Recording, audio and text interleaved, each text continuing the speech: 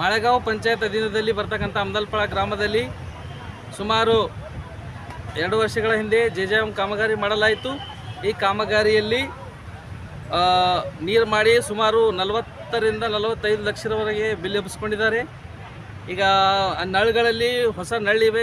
ಇವತ್ತಿನ ದಿನವರೆಗೂ ಗ್ರಾಮಸ್ಥರಿಗೆ ಒಂದು ತೊಟ್ಟು ನೀರು ಕೂಡ ಬಂದಿರೋದಿಲ್ಲ ಯಾರ ಮನೆಗೆ.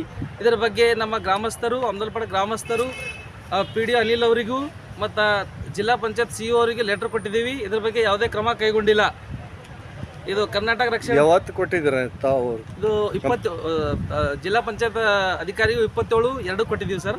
ಮತ್ತು PDO ಅವ್ರಿಗೆ ಕೊಟ್ಟಿದ್ದೀವಿ. PDO ಅವ್ರಿಗೆ ಫೋನ್ ಮಾಡಿದ ನಂತರ ನೋಡೋಣ, ಮಾಡೋಣ, ಅದ್ರ ಬಗ್ಗೆ ಹೇಳ್ತೀವಿ, ಕೇಳ್ತೀವಿ ಅಂತವ್ರೆ. ಇನ್ನೂವರೆಗೆ ಯಾವುದೇ ಕ್ರಮ ಕೈಗೊಂಡಿಲ್ಲ. ಇನ್ನೂ ಕ್ರಮ ಕೈಗೊಂಡಿಲ್ಲ ಅಂದರೆ ನಮ್ಮ ಕರ್ನಾಟಕ ರಕ್ಷಣಾ ವೇದಿಕೆ ವತಿಯಿಂದ ಆಗ್ರಹ ಅದ.